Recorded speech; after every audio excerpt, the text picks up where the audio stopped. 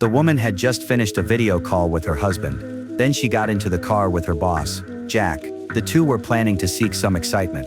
But the freshly filled gas tank suddenly showed empty. Jack had no choice but to head to the nearest gas station. What he didn't know was that someone had already tampered with his car.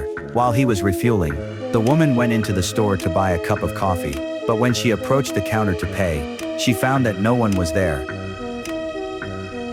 Hello?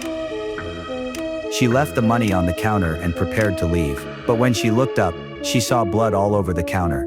She instantly sensed that something was wrong. She turned around and tried to escape, but just then, an accident occurred. Before she could react, a gunshot struck right next to her. She ignored the pain and quickly hid behind a shelf. She shouted loudly for Jack outside. But Jack was in the car listening to music. He couldn't hear her calls for help at all. After a while, she peeked out to check the situation.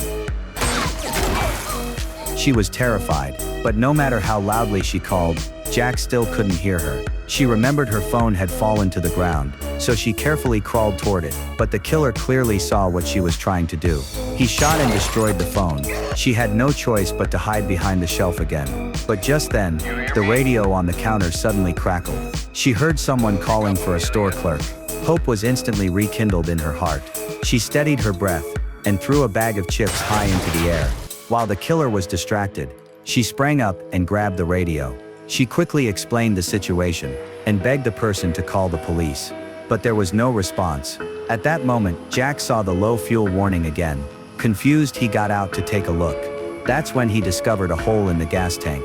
Jack pulled the key from the ignition and walked toward the store. But just as he stepped inside, something unexpected happened.